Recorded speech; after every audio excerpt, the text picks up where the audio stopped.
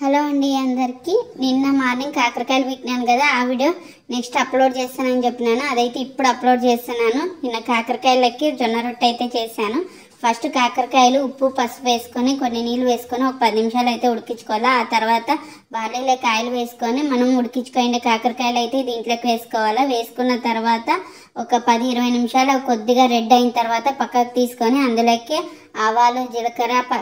ఉల్లిపాయ కరివేపాకు వేసుకొని బాగా ఫ్రై చేసుకోవాలి ఇలా చేసుకున్నామంటే కాకరకాయ కూర అస్సలు చేదనేదే ఉండదండి కొత్తగా ఎవరైనా కాకరకాయలు తింటా అంటే వాళ్ళకి ఇది పెట్టినామంటే కాకరకాయ అంటే అస్సలు నమ్మరండి పేరు చెప్పుకోకుండా పెట్టినామంటే అలా ఉంటుంది కరివేపాకు ఇవన్నీ వేసుకున్న తర్వాత మళ్ళీ ఉప్పు పసుపు ఆల్రెడీ వేసినాం కదా ఇప్పుడైతే ఉప్పు కారం అయితే వేసుకోవాలా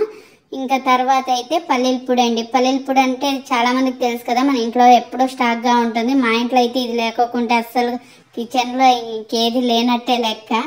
పల్లీలు వేయించుకొని ఉప్పు కారం వెల్లుల్లి వేసుకొని మిక్సీ పట్టుకునేదాన్ని పల్లీల పొడి అంటారు ఎప్పుడైనా కూర లేకపోయినా అది చేసుకొని తినేయచ్చు అన్నంలోకి వేడివేడి అన్నంలోకి వేసుకొని తినేయచ్చు ఇంకా ఇప్పుడైతే మనం వేయించి పెట్టుకున్న కాకరకాయలు వేసేసుకోవాలా ఇప్పుడు ఇలా ఫ్రై చేసుకున్నామంటే చాలా టేస్టీగా ఉంటుందండి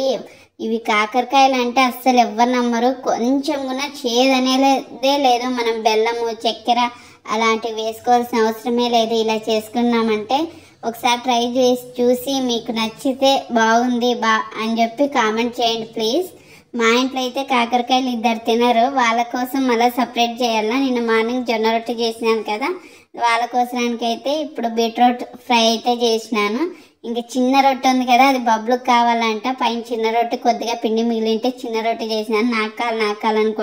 కొట్లాడుతున్నాడు వాళ్ళ అక్కలతో వీడియో నచ్చితే చిన్న లైక్ చేయండి నా ఛానల్ సబ్స్క్రైబ్ చేసుకోండి ఒక్కసారి ఇలా ట్రై చేసి చూడండి తప్పకోకుండా మీకు నచ్చుతుందని నమ్మకంతో చెప్తున్నాను చాలా అంటే చాలా బాగుంది ఉంటాను మరి నెక్స్ట్ వీడియోలో కలుద్దాం బాయ్ ఇలాంటి వీడియోస్ వస్తూనే ఉంటాయి చూస్తూనే ఉండండి నా ఛానల్